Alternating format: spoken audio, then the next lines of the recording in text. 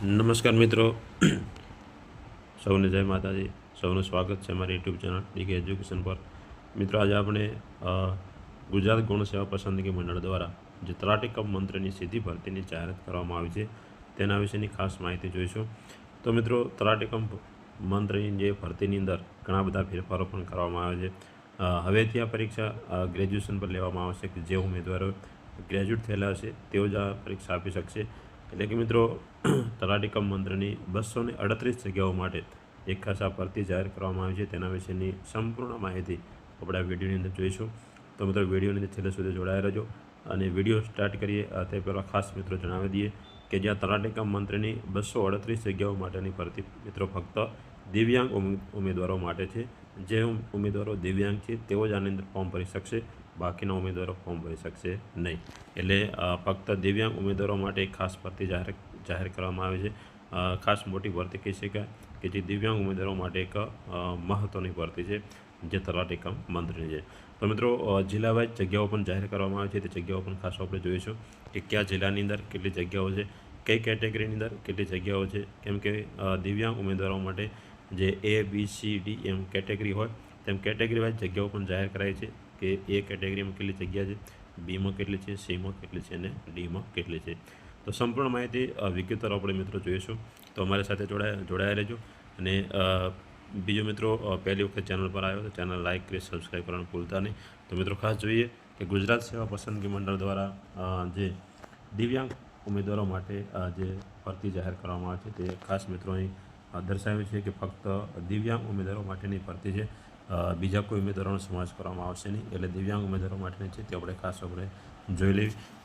તો મિત્રો, જોઈએ કે ગુજરાત ગૌણ સેવા પસંદગી મંડળ દ્વારા પંચાયત સેવાની ગ્રામ પંચાયત સેક્રેટરી તલાટી કમ મંત્રી વર્ગ 3ની કુલ 238 જગ્યાઓ પર કેટલી જગ્યાઓ છે મિત્રો? કુલ 238 જગ્યાઓ પર ફક્ત દિવ્યાંગ ઉમેદવારોને પસંદ કરવા માટે ઓનલાઈન અરજીપત્રો મંગાવવામાં આવે છે. અને આ માટેની સંપૂર્ણ માહિતી પણ મિત્રો જો આપણે વેબસાઇટ આપેલી છે કે ojas.gujarat.government વેબસાઇટ પર તમે સંપૂર્ણ માહિતી જોઈ શકો છો. બીજું મિત્રો, દિવ્યાંગ ઉમેદવારો માટે ક્યારે ફોર્મ ભરાશે તો ફોર્મની તારીખ પણ આપેલી છે 15 એપ્રિલ 2025થી 15 મે 2025 સુધી, એટલે કે એક મહિનાના સમયગાળાની અંદર આના ફોર્મ તમે ભરી શકશો. તો ઓનલાઈન અરજીઓ મંગાવવામાં આવે છે. બીજો મિત્રો, ખાસ શૈક્ષણિક વય છે, કેટલા ટકા દિવ્યાંગ છે તે સંપૂર્ણ માહિતી અંદર આપેલી છે તે પણ આપણે ખાસ જોઈએ. તો આ મિત્રો 238 જગ્યાઓ માટેની જે ભરતી છે. તો મિત્રો, ખાસ આપણે જે જિલ્લા વાઇઝ ભરતી પણ અહીં સંપૂર્ણ જગ્યાઓ દર્શાવી છે કે અમદાવાદની અંદર કેટલી જગ્યાઓ છે, અમરેલીમાં કેટલી છે, આણંદમાં કેટલી છે, અરવલ્લીની અંદર છે, બનાસકાંઠાની અંદર સૌથી વધુ જગ્યાઓ છે મિત્રો 21 જગ્યાઓ બનાસકાંઠા જિલ્લાની અંદર છે. બીજી મિત્રો, ભરૂચની પણ આપેલી છે, ભાવનગર, બોટાદ, છોટાઉદેપુર, દાહોદ, દેવભૂમિ, દ્વારકા, ડાંગ જિલ્લાની અંદર પણ છે, ગાંધીનગર, ગીર સોમનાથ, જામનગર, જુનાગઢ, કચ્છની અંદર પણ મિત્રો 14 જગ્યાઓ આપેલી છે. ખેડા, મહીસાગર, મહેસાણા, મોરબી, નર્મદા, નવસારી, પંચમહાલ, પાટણની અંદર મિત્રો 11 જગ્યાઓ છે. પોરબંદર, રાજકોટમાં પણ 10 છે, સાબરકાંઠાની અંદર 11 છે, સુરતમાં પણ 11 છે, સુરેન્દ્રનગરની અંદર મિત્રો 10 છે, તાપી છે, વડોદરા છે, વલસાડ છે. આમ કરીને મિત્રો કુલ 238 જગ્યાઓ પર ભરતી જાહેર કરવામાં આવી છે. હવે મિત્રો, કેટેગરી જોઈએ તો A કેટેગરીની અંદર 56 જગ્યાઓ છે, B કેટેગરીમાં 84 જગ્યાઓ છે, જ્યારે C કેટેગરીની અંદર 6 જગ્યાઓ છે અને D કેટેગરીની મિત્રો 92 જગ્યાઓ છે. આમાં D અને E કેટેગરી બંનેની અંદર 92 જગ્યાઓ છે. તો આમ કેટેગરી વાઇઝ મિત્રો પણ જગ્યાઓ જાહેર થઈ છે. એટલે કેટેગરી વાઇઝ તમે કઈ કેટેગરીમાં આવો છો તેને તમારે ફોર્મ ભરવાનું રહેશે.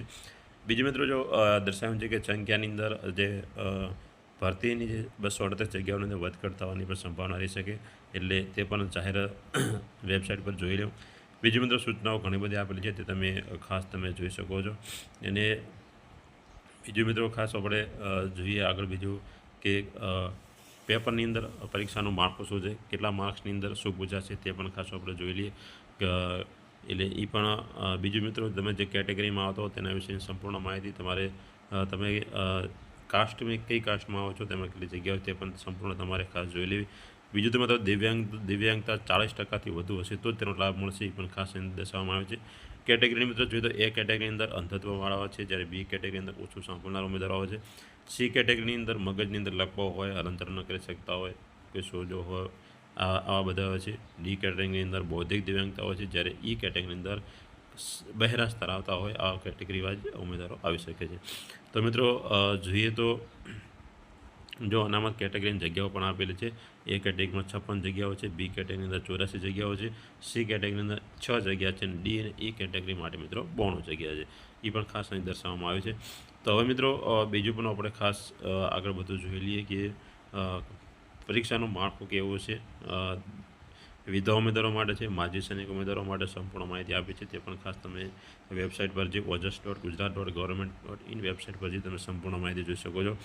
જો મિત્રો એસસીબીસીના દિવ્યાંગ ઉમેદવારો માટેની પણ સંપૂર્ણ અહીં દર્શાવવામાં આવે છે કે તમારે પ્રમાણપત્રને શું પ્રમાણપત્રો જોડવાનું છે, કેવી રીતે તેને કયા તારીખનું પ્રમાણપત્ર જોડવાનું છે, જાતિનો દાખલો કયો જોડવાનું છે, તે સંપૂર્ણ માહિતી મિત્રો અંદર આપેલી છે. તે બધા ખાસ જોઈ શકો છો.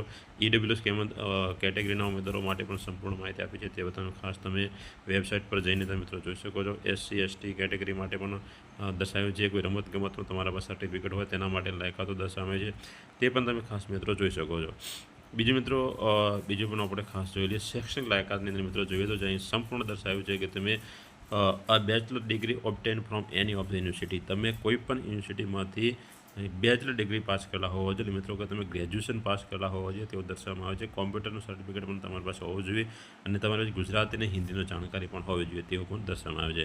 બીજું મિત્રો વય મર્યાદા 18 વર્ષથી 35 વર્ષના ઉમેદવારો આની અંદર ફોર્મ ભરી શકશે, તે પણ વય મર્યાદા પણ દર્શાવી છે. તો આવી રીતે મિત્રો ગ્રેજ્યુએશન પાસ હશે તે જ મિત્રો અંદર ઓનલાઈન ફોર્મ ભરી શકશે. શૈક્ષણિક લાયકાતની અંદર પણ જે આપણે દર્શાવી દીધું જે ગ્રેજ્યુએશન હોવું જોઈએ. બીજું છૂટછાટ પણ ઉંમરને આપી છૂટછાટ ઉપર તમે ખાસ જોઈ શકો છો. બીજું મિત્રો ખાસ આપણે જો પગાર ધોરણ પણ આપેલું છે. પગાર ધોરણ 26,000 પ્રથમ 5 વર્ષ ફિક્સ માટે 26,000 હશે. પછી મિત્રો બીજું ખાસ આપણે કેવી રીતે ફોર્મ ભરવું તે તમે વેબસાઇટ પર સંપૂર્ણ માહિતી જોઈ શકો છો. ખાસ આપણે પરીક્ષા વિશેની વાત કરેલી કે એ પરીક્ષાનું માળખું કેવું છે, કેવી રીતે કે જો અહીં પણ પરીક્ષાનું માળખું મિત્રો આપેલું છે. એક જ લેખિત પ્રશ્નપત્ર લેવામાં આવશે અને તેની અંદર મિત્રો જનરલ નોલેજની 50 માર્કનું છે, જ્યારે ગુજરાતી ગ્રામર 20 માર્કનું છે, અંગ્રેજી ગ્રામર 20 માર્કનું છે અને જનરલ ગણિત 10 માર્કનું છે. આમ મિત્રો 100 ગુણનું પેપર હશે અને 1 કલાકનો તમને સમય આપવામાં આવશે. તો એ પણ મિત્રો ખાસ તમને એ દર્શાવવામાં આવે છે. જો જનરલ નોલેજના મુદ્દાઓ પણ દર્શાવવામાં આવે છે, કયા મુદ્દાની અંદર જનરલ નોલેજના મુદ્દાઓ આવરી લેવામાં આવશે તે પણ સંપૂર્ણ દર્શાવવામાં આવે છે. તો મિત્રો આમાં સંપૂર્ણ માહિતી આપણે આજે વિડીયોની અંદર જોઈ લીધી. હજુ પણ સંપૂર્ણ વધારે માહિતી મેળવવા માંગતા હો તો મિત્રો તમે ઓજસ વેબસાઇટ પરથી તમે સંપૂર્ણ માહિતી મેળવી શકો છો.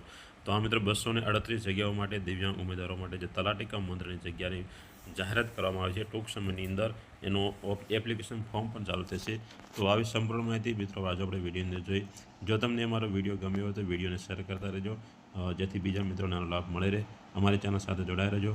બીજા એક આવા અવનવા વિડીયો સાથે ફરી મળીશું. ત્યાં સુધી સૌને જય માતાજી.